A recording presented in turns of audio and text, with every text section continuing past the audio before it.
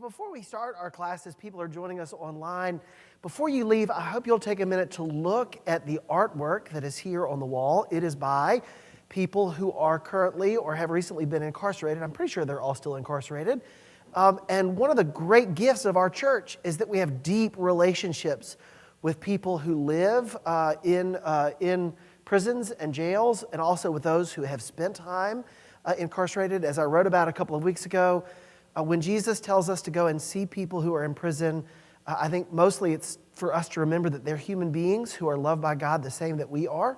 And so this art is on display this Friday night. As I mentioned in the announcements at the last service, we will be showing a documentary, Master of Light, a true story from a Kansas City resident who went to prison instead of his mother, and how that changed his life and the life of his community. So take a look at the art before you go, and make sure you come Friday night at 7 o'clock for that event. So I'm glad y'all are here. Elizabeth's going to run the microphone for us today. Thank you. I'm grateful. Can you catch? Just kidding. Just kidding. Dan watching online is like, did he just say catch? Anyway, no, I'm kidding. So we're looking at our Anglican identity, and I was joking with Laura Walsh before the class, before I walked in and started, that today's session is called Why the Bishop is Not My Boss, or Reasons the Episcopal Church is More Like the Baptist Church Than the Catholic Church. That's the teaser I gave the last time we were here, but we'll see more of what that means in a little bit. But let's start with a prayer. At the top of your handout, and there at the top of your screen is a prayer. This is the collect for Ember Days, number 3. It's the collect for the ministry 3. And let's read that prayer out loud together as we start. Almighty and everlasting God, by whose Spirit the whole body of your faithful people is governed and sanctified, receive our supplications and prayers, which we offer before you for all members of your holy church, that in their vocation and ministry they may truly and devoutly serve you through our Lord and Savior, Jesus Christ, who lives and reigns with you in the unity of the Holy Spirit, one God, now and forever. Amen. I've learned over the years not to spend too much time reviewing, because then we lose the chance to learn more. And some of y'all weren't here for previous classes. I'm not going to linger for long, but I do want to say just a little bit about where we've been and where we will be next week. One of the great charisms of the Anglican tradition, the Episcopal Church, those are synonymous. One of the great charisms is that we are a product of the English Reformation, and as a result, we are united by our liturgy, by our prayer, first and foremost, and the doctrine that holds us together flows out of our shared liturgy. So long story short, instead of burning people at the stake because they didn't agree on what happens to the bread and the wine during communion, Elizabeth and Parliament said, you know what, if we can say the same prayers, show up in church together, kneel together, then we will trust your heart and your conscience to follow. And over the centuries since, sure enough, the funny thing is that if you spend enough time kneeling and praying with other people, your hearts begin to be shaped in important ways that connect you to each other, even if you don't always agree. And so we return to it over and over again. Don't ask me where I stand, ask me where I kneel. Our identity is not about taking a stand on doctrine. It's about kneeling together in prayer, if you will. So that's sort of where we've been. Last time we met, we looked at word and sacrament and the strange ways in which our church, not uniquely, but significantly, is both a church that values the proclaimed word, the studied word, the preached word, but also sacramental encounters with God. And I think people are either surprised to discover that we do care about Bible study and sermons, or they're surprised that we're as Catholic sacramental as we are. And holding both of those, I believe, is a really important gift for our tradition to the world in the 21st century. Today, we're going to look at the ways in which our church is both congregational and Catholic, if you will, individual and connected, and some of that will be distinctly American, but next week when we come together, we'll look in particular at the ways in which the Episcopal Church, as the American branch of Anglicanism, is a truly unique entity, and also how our post-colonial identity has shaped not only worship and structure and theology in the Americas, but also throughout what used to be the British Commonwealth, maybe to some extent still is the British Commonwealth. So that's where we are. So 4 weeks on this Anglican identity, and then Palm Sunday we'll do Children's Stations of the Cross. Let me pause for a moment because I've said a whole lot right out of the gate. Those of y'all who have been here in the past, or if not, what, did you hear something that you want to hear more about, or something that you want to comment on, a question, a comment, a follow-up that you want to offer? And don't forget that Elizabeth will come to you with a microphone so that the people online can hear you as well. Any follow-up to that so far? Here it comes. Thank you, Trent.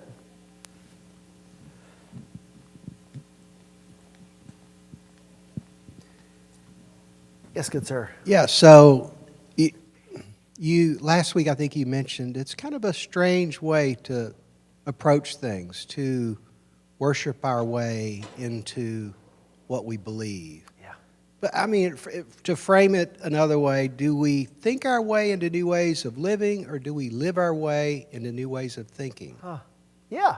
Yeah, I think that's a great insight and observation. Yeah, I think we would tend to emphasize the latter. Mm-hmm. Yeah, we practice our way into it. Yeah. Probably a little of both, but we emphasize the latter. Yeah, I think that's true. I think that's true. Yeah. I think,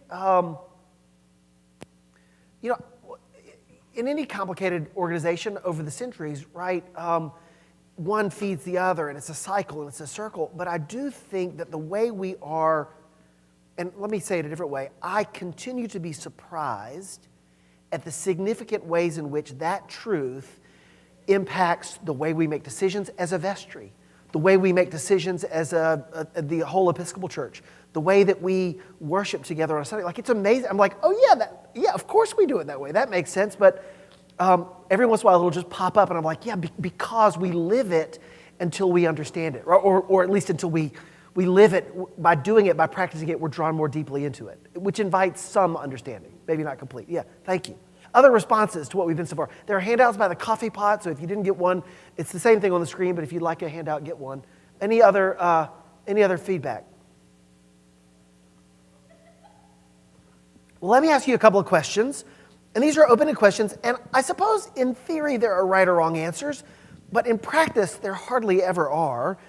But just think about the decisions. Think about all the decisions that took place to get us through today.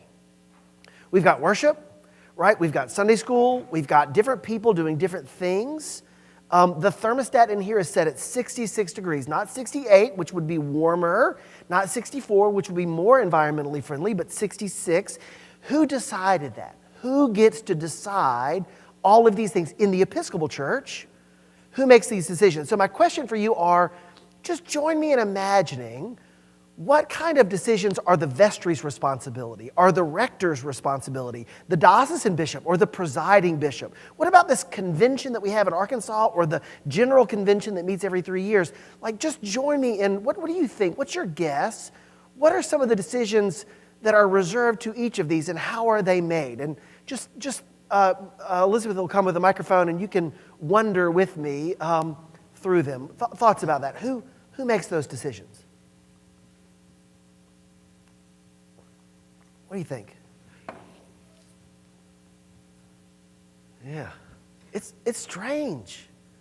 It's a strange church.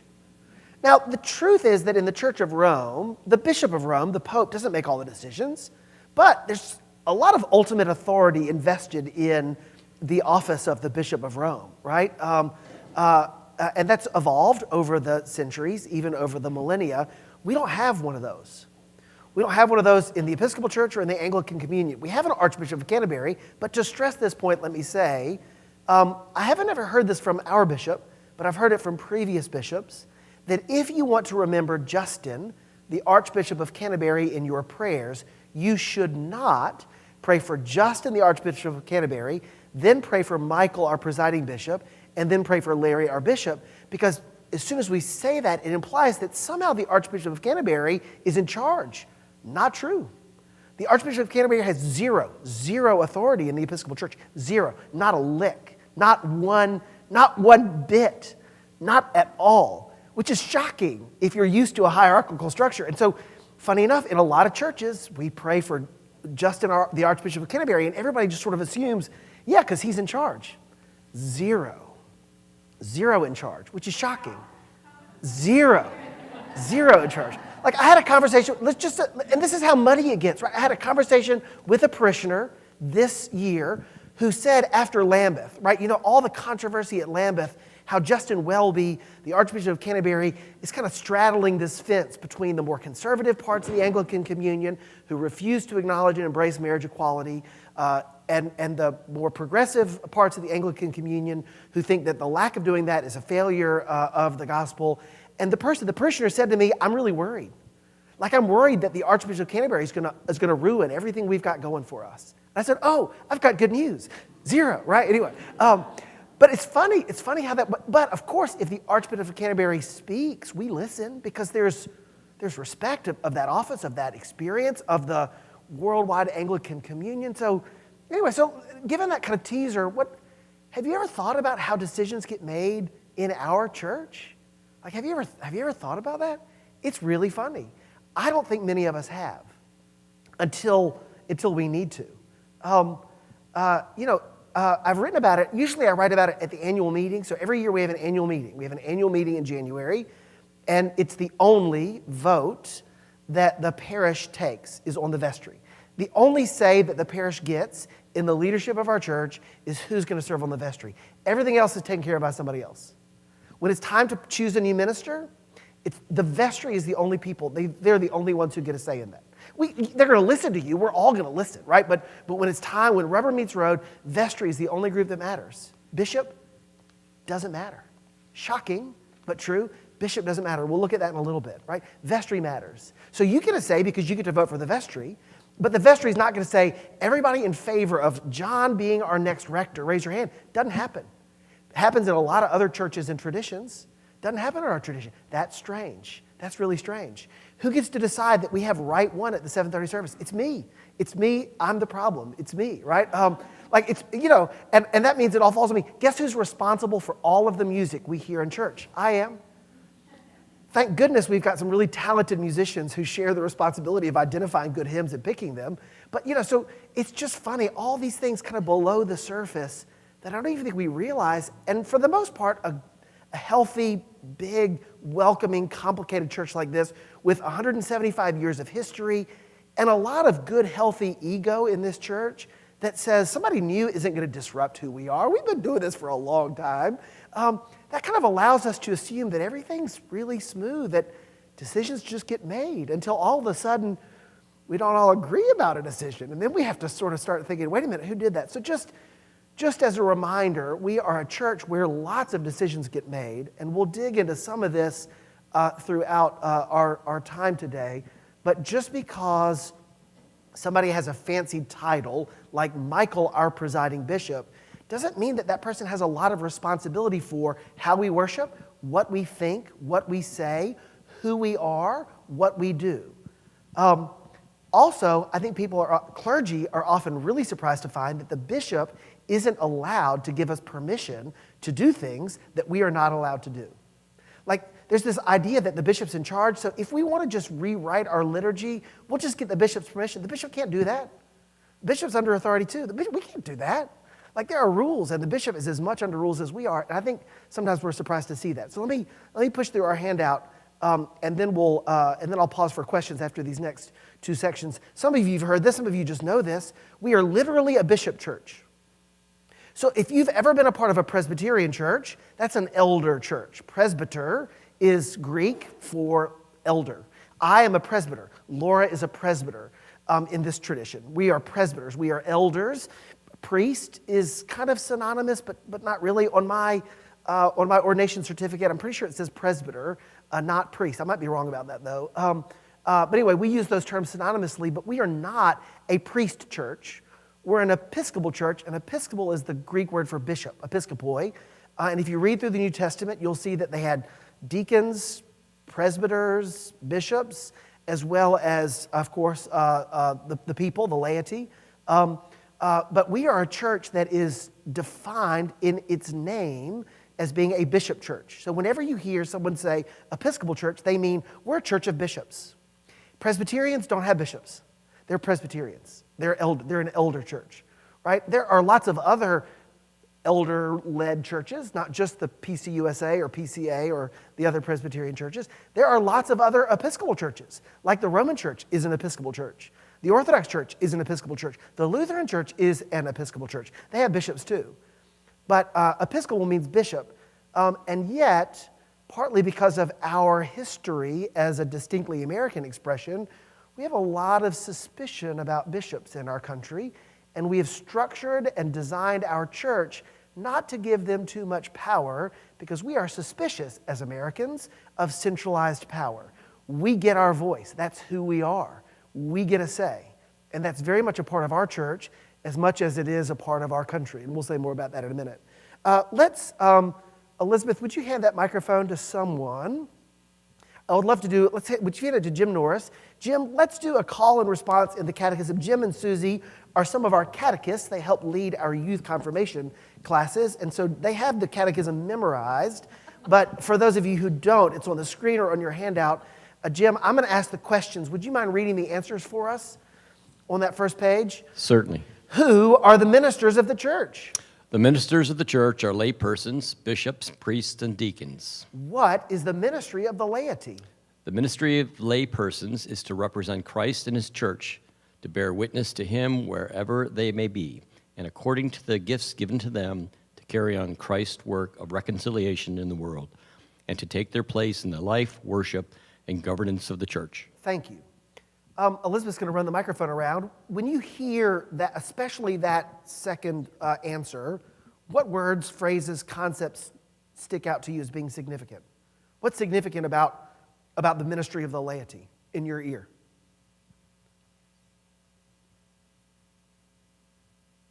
Yeah, Haley.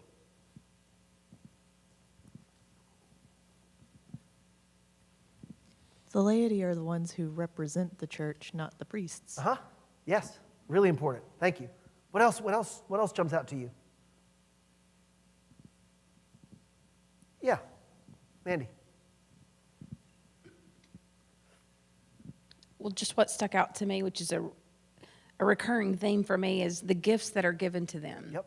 Using your gifts Yes. in whatever capacity. Yes, thank you. Absolutely. What else? Do you know the day that you became a lay member of Christ's one holy Catholic and Apostolic Church? Do you have that date memorized? I became a priest on December the 12th, 2006. I became a deacon on May 24th, I think, 2006. I remember those dates. Those are the dates that I was ordained. But we become lay members of the church when we're baptized, on our baptismal anniversary. So you might be able to remember it. It might be written down in a book somewhere. But I think we have woefully underemphasized the ways in which all of us are called, equipped, sent into ministry, into service, from the date of our baptism. The presumption is that you are not baptized so that you can get your parents a nice picture or a fancy lunch. You're baptized for ministry. This is for ministry. And your ministry is, our ministry, your ministry is to bear witness to Christ wherever you may be, and according to the gifts, to carry on Christ's work of reconciliation and to take your place in the life, worship, and governance of the church. Did you know the first time the word laity was used it's not found in the Bible, it was in a letter, an epistle to the Corinthians by St. Clement. An early document, but just the concept they had needed the concept. Because if you ask a fish about water, the fish sort of says, what are you talking about? It's just what I swim in. And the church, of course, had always been the body of Christ. Why would we have a name? Why would we have a name for who we are other than it's who we are? And yet, pretty quickly, as the church became more and more hierarchical, those who were called out of the community for special work as overseers, bishops, as elders, presbyters, as deacons, those who have a ministry of servanthood, then we sort of recognize that everybody else is called out as well, but in different ways. And so we for 2,000 years have really struggled to find good word for that. Any other reflections on the catechism piece? Yeah, Marthy.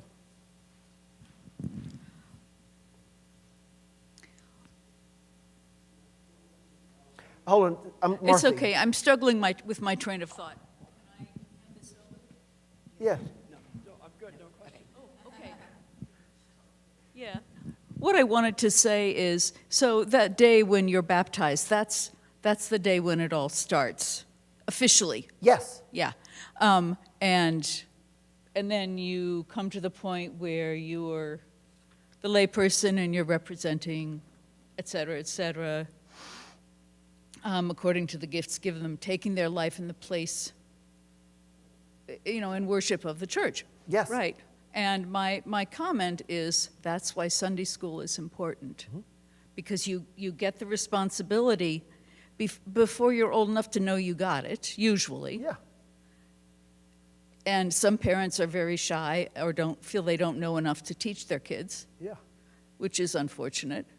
Yes. But as Yeah. someone who taught Sunday school for a long time, that's why Sunday school is important. Yeah. Yeah, we emphasize that parents are your children's first catechist or formation director. However, when we baptize someone, as Father Chuck would say, we don't give them back. Like they're a part of us, and it's lifelong formation for what? Not so you can pass some test someday. Formation so that you can be equipped to do the work of the baptized. Absolutely, Martha. Thank you. Other reflections. Yeah, Laura. I just really like the phrase "wherever they may be," because it I don't know. I just find it really inspiring for all of us. And I know just going about ordinary life, when someone is gracious to you, kind to you, responsible, it just makes. I mean, there's just so many opportunities for ministry, and the idea that this isn't the only place where ministry takes place, where the church exists, that it's everywhere around us, I just find really, really moving. Thank you. One of the things I say to anybody, Gabi, we're going to come to Gabi in a minute, but one of the things I say to anybody who comes to me and says, I think I want to be ordained, I say, great, if you can find any other way to scratch that itch besides being ordained, you should do it. Because once you're ordained, your ministry gets really narrow. It's wonderful and beautiful, but I don't get to go wherever I may be. I'm called to part of my ministry is very geographically and operationally specific. All of us are called to ministry. A few of us are called to a very narrow ministry, like being a priest. But I love the invitation to wherever they may be. It's almost a sense in which ministry is primary in those ways, about it's an existential identity. Yeah, Gabi. My husband and I used to support international students, and I would always bring them to the Episcopal Church, and then we would go home and have brunch. And everyone said, now I feel that I belong. Now I'm not a stranger in this community anymore. Yes. Yes, thank you. Thank you. I Because feel of that. Their connection, they're baptized, and it doesn't matter whether you're baptized in Italy or Germany or Fayetteville, Arkansas. They felt that they belonged, and that always made us feel real good. Yeah, thank you. I love that insight. Thank you.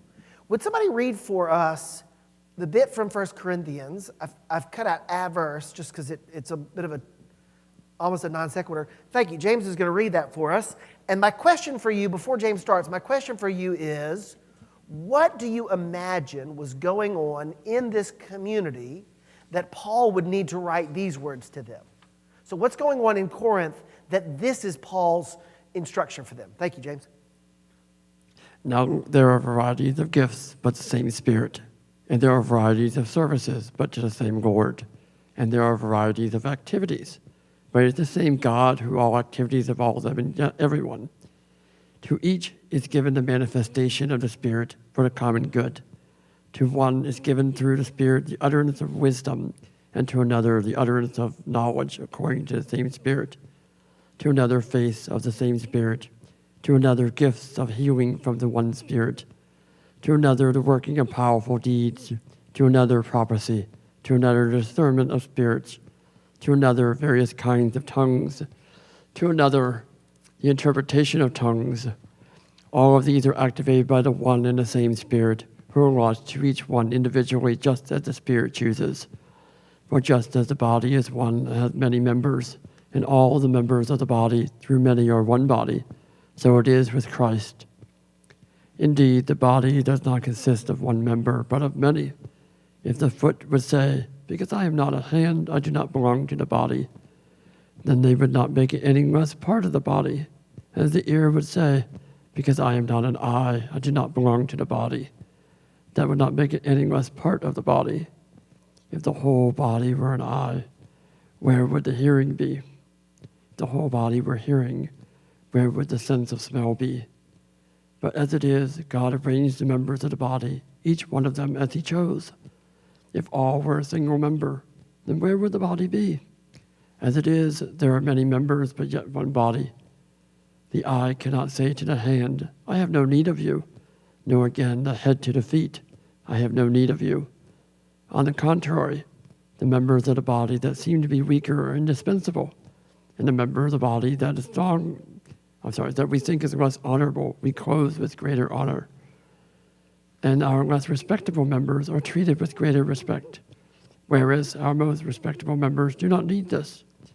But God has so arranged the body, given the greater honor to the inferior member, that there may be no dissension within the body, but the members may have the same care for one another. If one member suffers, all suffer together with it. If one member is honored, all rejoice together with it. Thank you. So just imagine with me, what's going on in Corinth?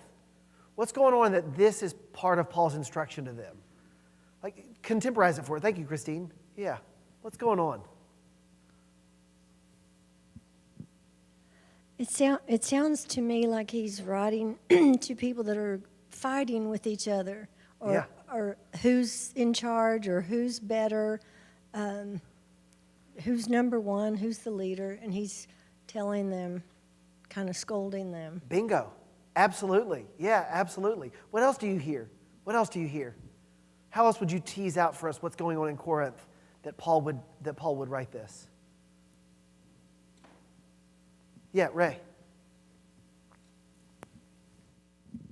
They've somehow lost sight of Christ.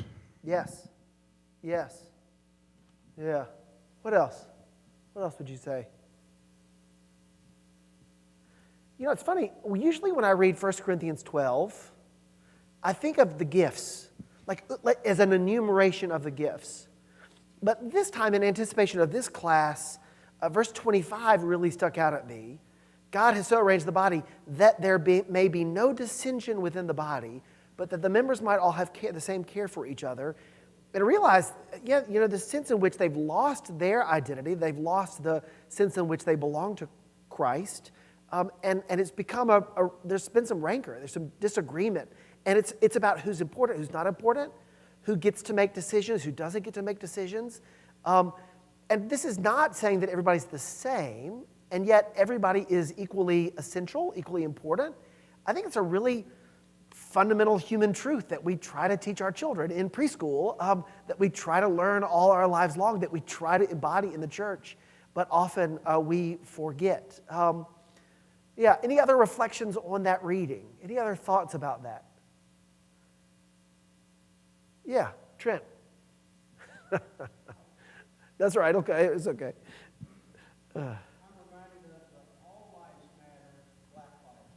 Yeah, say that again, and say more about that, if you will. Well, the all lives matter versus Black Lives Matter. Yep. The answer to Black Lives Matter was, well, of course they do. All lives matter.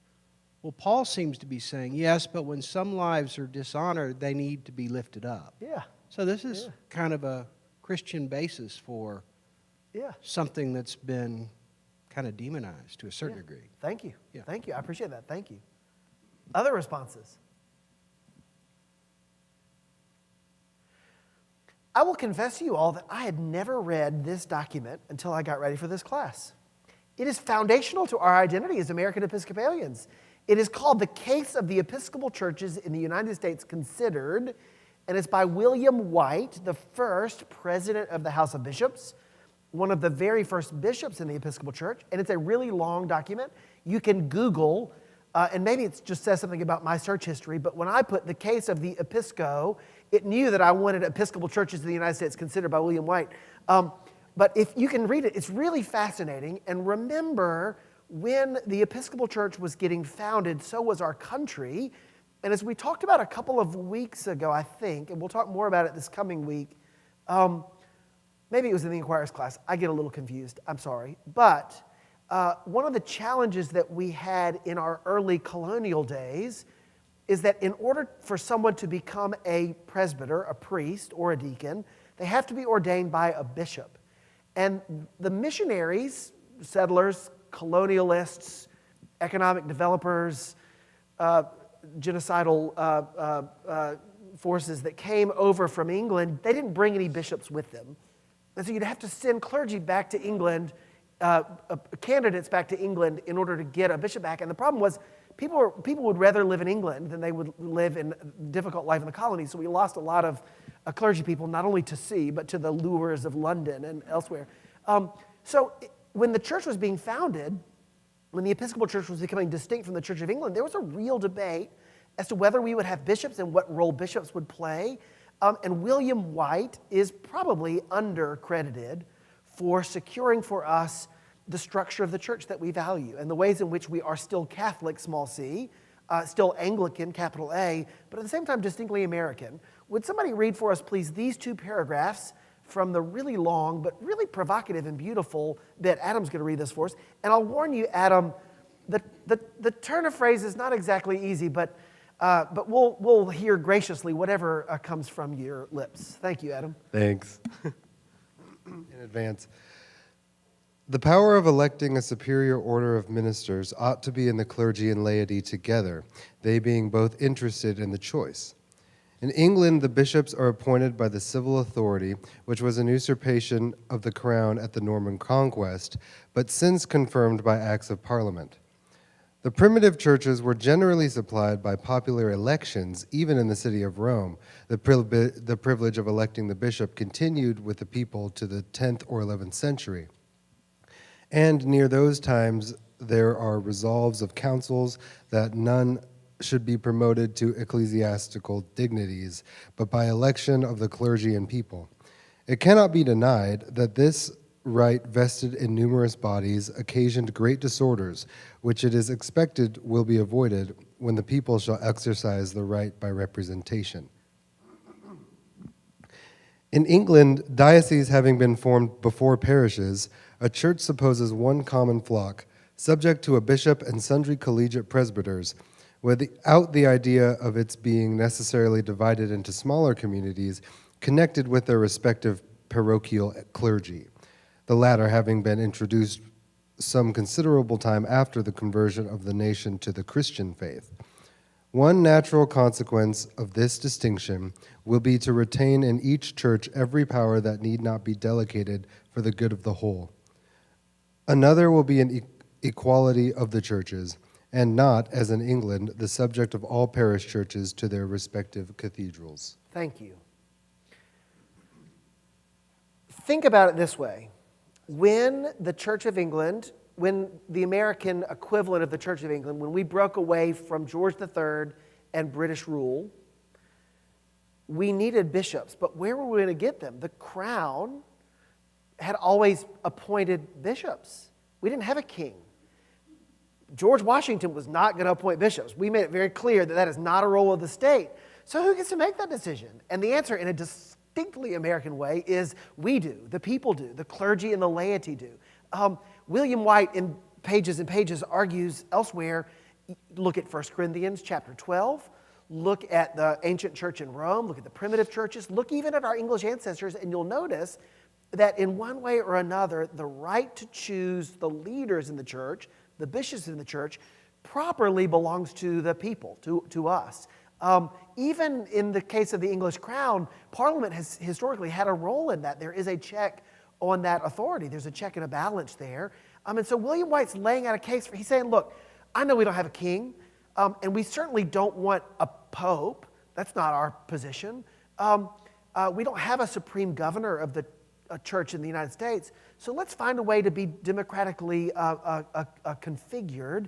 And the bit that really sort of strikes my ear is particularly this next to last sentence, where we see one natural consequence of this distinction will be to retain in each church every power that need not be delegated for the good of the whole. Sounds a lot like the 10th Amendment to the Constitution, right? You know, the sense that any power not expressly reserved for the federal government belongs to the states, right? Any power that doesn't have to be in the centralized denomination, it's going to belong to the parishes. And although William White wasn't writing a document that gets voted on that's central to our discipline, our structure, he was a leader in the church, and this took hold.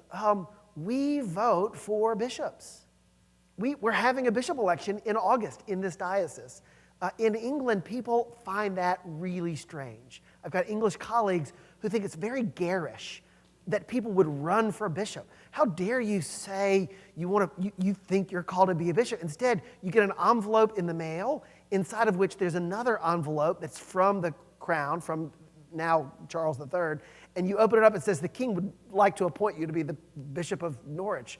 It's actually, they've started an election process, not an election process, an application process, but essentially the envelope comes to you in that way, so they find it really strange. But how else could we possibly be American Episcopalians if we didn't give that authority to the individual? So just to fast forward to the end, Sarah Milford, Associate Rector at St. Paul's, she happens to be on the committee that is interviewing candidates for bishop. They were appointed by the standing committee. We'll say more about that in a minute. Not by the bishop, but by the standing committee, who were elected by the diocesan convention, including members of St. Paul's who support that. She, Sarah, along with her colleagues, will interview people and will present to the diocese a slate of nominees, at least one and not more than, I don't know, something like 4. Then we will have a chance to add petition candidates, because if we don't like the candidates they've given us, then there's a process. There will be a process by which petition. Then we'll get a chance to meet the candidates. But then come August, whoever are our delegates to diocesan convention will vote. And they will vote. And whoever is elected in a majority of the clergy and a majority of the laity in the Diocese of Arkansas, that person will be our bishop-elect. The bishop doesn't pick the bishop's successor. We pick the bishop's successor. Let me ask you, can you imagine the ways in which that shifts how authority is held in our church? Like, think about that. Think about the ways in which people show up and live into the authority that they've been given when it's the electorate who has entrusted them with this authority, rather than by divine right, by the crown, right? You know, it begins to change the way that we do church, the way that we make decisions about things like thermostats. Thoughts about that, reflections about that, comments about that. Yeah, I know it's dry, but I find, can you tell I really love this stuff? I love this stuff. I love this stuff. Reflections about that, comments about that. Yeah, Adam. I think it gives a greater pool of leadership-minded people to pull from, to step up, and if they have a mind for that or a heart for that, to step up and become leaders in a way for the thermostat temperature committee or whatever. Yeah, and let me take that a step further and say it's not an accident that the Episcopal Church had women clergy, women bishops, and same-sex marriage decades before the Church of England. Right? But, it's different when you are not accountable in that way. Like, they're not going to vote you out of, they can't vote you out of office. But when there's a connection between the people and the leaders, things change. It also means that we've had a lot of conflict. There's been a lot of conflict in the Episcopal Church over human sexuality and gender, over women's ordination, over prayer books, because we invite it. We debate it. Like, you have a seat at the table to have this conversation. That sometimes makes our church feel a little like the secular political world. That's scary and disheartening and can be really discouraging. So it comes with some consequences that are negative too, but absolutely that voice is amplified. Other thoughts about that? Reflections about that? Yeah. All right, well, let's look at some canonical language, because I know everybody loves canons. As much as I do. I have been appointed, you'll be I'm sure you'll hold in such high esteem knowing that your rector has been appointed by the bishop to be the chair of the Constitution and Canons Committee of the Diocese of Arkansas. That's how highly he thinks of my love of the canons. It's a punishment, not an honor. Anyway, but let me notice. So the canons they get revised. The Episcopal Church. Sometimes people use the word national to describe the Episcopal Church, but the Episcopal Church, our church with our prayer book and our presiding bishop and our canons, exists in lots of countries, many of which were colonies of the United States in the past. But Honduras, Haiti, Taiwan, there are lots of churches where they have the same prayer book, different language, same presiding bishop. So I try not to use the word national church because that just fails to express who we are. We're an international church. But the Episcopal Church, the denomination, updates its canons every 3 years at General Convention. These just came out after the convention in 2022, although there aren't very many changes. Let me just notice a couple of things. In every diocese, the Standing Committee, I'll say more about that in a minute, the Standing Committee shall elect from their own body a president and a secretary. They may meet in conformity with their own rules from time to time and shall keep a record of their proceedings. And they may be summoned to a special meeting whenever the president may deem it necessary. They may be summoned on the requisition of the bishop whenever the bishop shall desire their advice. And, this is the funny part, they may meet of their own accord and agreeably to their own rules when they may be disposed to advise the bishop. Think about that. Like a council of advice who gets to decide when the advice will be given. Not only when it's asked for, but it will be given. In the Episcopal Church, one of the great checks on bishop authority are standing committees. Every diocese has a standing committee. It is made up of lay members and clergy members, priests and deacons. And before anybody can be ordained, the standing committee has to say okay. Before any church property can be sold anywhere in the diocese, the standing committee has to say okay. The standing committee is an authority, so that the bishop can't just ordain whom the bishop thinks should be ordained. The standing committee says if you follow the rules, is everything appropriate? When it's time for a new bishop's election, the standing committee governs the election. We've elected them. Our own Susie Freeman is a member of the standing committee, along with some others. I guess that's the only person from our parish. Laura Cato was a member of that standing committee not that long ago. So we have representation. There's 6 individuals, but they're in charge of the bishop's election. So standing committee has that authority. Our way of being church is make sure that bishops don't get to make any important decision without somebody else being involved in the decision, which sounds a lot like our national identity as well. Let's talk about vestries. And this is the way in which I think we'll see how congregational we are. Except as provided by law, except as provided by the law of the state or of the diocese, the vestry shall be agents and legal representatives of the parish in all matters concerning its corporate property and the relations of the parish to its clergy, unless it conflicts with the law aforesaid. The rector or such other member of the vestry designated by the rector shall preside in all meetings of the vestry. So, who gets to decide whether we paint the walls blue, whether we take up an offering for this or that, whether we spend our money supporting this agency or the other, whether we have associate clergy or not? It's the vestry and the rector who are partners in that. The bishop and the diocese doesn't get to tell us how to spend our money. It's out. The vestry makes those decisions. Vestry gets to decide whether the thermostat's 66 or 68 or 64. If you have a problem, I'll be happy to give you the senior warden's phone. I'm just kidding. We share a lot of that, and they delegate a lot of the day-to-day operations to me and to the staff, of course. But I think it's really interesting that it's the vestry whom you elect who is the legal authority of this parish. They get to transact all business on behalf of the parish, not the diocese. Think about other churches where the conference or the diocese or the synod or the whatever language is used, where that office gets to make decisions. We can't sell property without diocesan approval. So there are some limits to that, right? We can't just sell the property and go on vacation together. So there are limits on that, but the canons assume that the leaders of this parish will know best what to do in this parish. That's a remarkable way of being church. Let me look ahead, and this is I'll read the next one.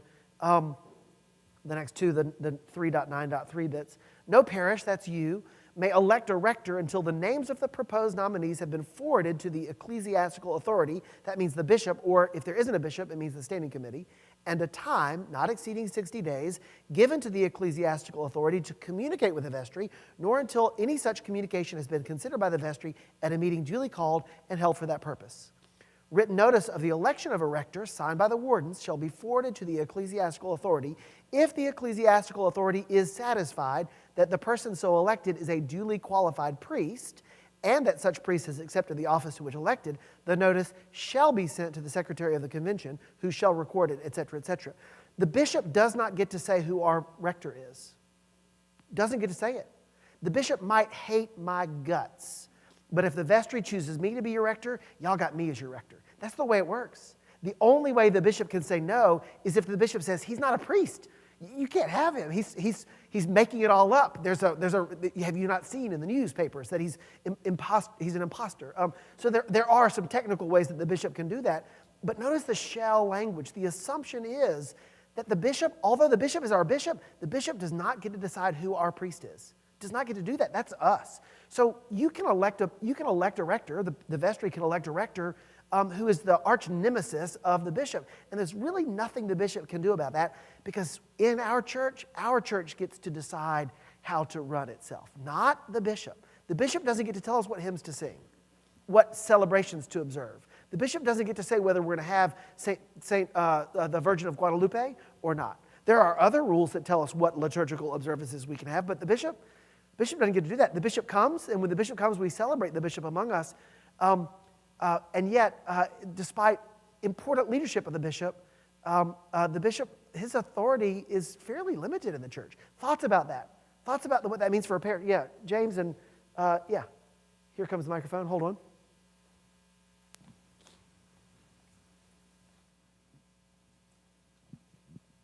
Yes, sir. Hey, Evan. I grew up Catholic, so I really never really gave this too much of a thought. We are a bishop church, and that, as what we're saying here, like you as the rector, like we have the power from the church. It comes from here and it goes up. And you say that the bishop's power is extremely limited. So what power does the bishop have at all? Do they just show up and do baptisms and then go home and that's it? Yeah, that's a great question. I think the most effective role of the bishop, well, I think there are two roles. I think the most important and the most powerful role that the bishop has is as our chief pastor, our chief teacher, and our chief preacher. So the person who the church looks to articulate for us the gospel and God's will for the world, we look to the bishop in that way. And so the bishop, whenever the way it works, whenever the bishop is here, the bishop gets to preach. Doesn't matter who I want to preach that day, bishop gets to preach that day. Whenever the bishop is here, the bishop gets to lead worship. That's part of the responsibility. So even if the bishop doesn't get to choose the hymns that we're going to sing, when the bishop is here, the bishop gets the microphone. And so I think a lot of it is by that. I think the other ways, which are more an accident than a foundational identity, is day-to-day operations of the diocese. So, the bishop, of course, is the one who ordains people. And although the standing committee has to approve an ordination, the bishop doesn't have to ordain anybody the bishop doesn't want to ordain. So although once you're ordained, St. Paul's can call whoever they want to be our rector, if we thought Jim Norris should be a priest and the bishop said no, there's really nothing we can do about that. So there is sort of, in terms of the operations, the ordination process, but I think more importantly and more effectively, articulating a vision for ministry and the gospel in our diocese. And so we give our ear to that. Yeah, Trip. So if we wanted Jim to be a priest and the bishop didn't, could we go to Scotland? We might be able to, but I'm not sure the bishop would acknowledge that. Yeah, that's a good point. That's a good point. Yeah. Yeah, Rich, right in front.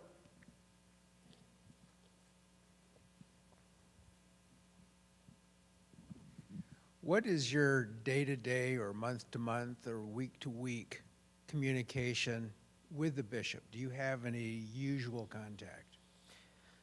Not by virtue of my identity as the rector of the church. So, the bishop sends out an email we get an email every 2 weeks called the communique with some information, and he's got something to say. Right now we're trying to figure out what the budget for St. Martin's is going to be and who the next priest in that role is going to be. So he and I are on the phone a lot about that. because I'm the chair of the Constitution and Canons Committee, every once in a while he'll call me about that. No, but we don't talk very much. I will say this about our bishop. I intentionally downplay the role of bishops. Our bishop is incredibly responsive, not just to me, but I hear that from others as well. If I call, text, or email the bishop, I will get a response that day, even if he's on vacation, which I would say he should not be responding to me while he's on vacation, but he is absolutely responsive. He might not give me the answer I want, but he is very responsive to that and pretty remarkably accessible, despite the fact that he's in Little Rock. But in terms of day-to-day, week-to-week, month-to-month, very little interaction. Yeah.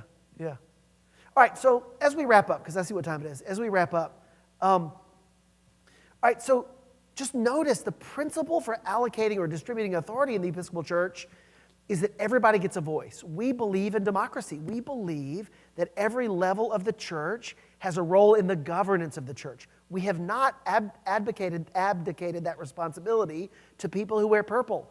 We have a voice. Our vestry has a voice. Our parish has a voice. Our convention has a voice. All of those things have a voice. That's really important to our identity, and it's very unusual in the Anglican Communion. Others have similar policies, but English bishops do not understand how we make decisions. They don't get it, because in almost every other context, bishops get together and make decisions, and everybody says, okay.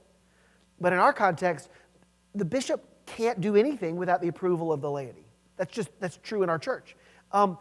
That's, of course, a reflection of our history, but I think in some pretty profound ways, as I've alluded to, sure, we're like the Roman Catholic Church. We have bishops. We have some centralized authority. We are a hierarchical church. We are the Episcopal Church. And yet, in the Methodist Church, clergy go where the bishop says go. In the Catholic Church, clergy go where the bishop says go. Although it's not only true in our church and the Baptist Church, but in our church, it's up to y'all to decide who to hire, right? That's different. That's a very different way of doing church. That's a significant investment of authority in the people of the parish. In the Methodist Church, usually district superintendents and bishops and cabinets listen to the lay leaders in a church. We do not need to change right now. Too much turmoil. We need to keep the same person. They're often very responsive to that, but not always. And it doesn't matter. The bishop can't get rid of me here. Even if the bishop hated me, even if I was the thorn in the bishop's side, there's nothing the bishop could do to get rid of me. Nothing, not one thing, zero, right? Now, the bishop can make my life really miserable, can say, I'm not going to give you any money for St. Martin's and university ministry, sure won't appoint you to the Constitution and Canons Committee, right? I mean, it can make my life really difficult. If we send somebody up for ordination, the bishop can say, oh, no, I don't think so. So of course, we play nice together, but what an interesting way of being church. I wonder how you might see that. Just as things continue to unfold, not only with the bishop's election, not only with thermostats, not only with our worship, but just notice that your voice matters in our church.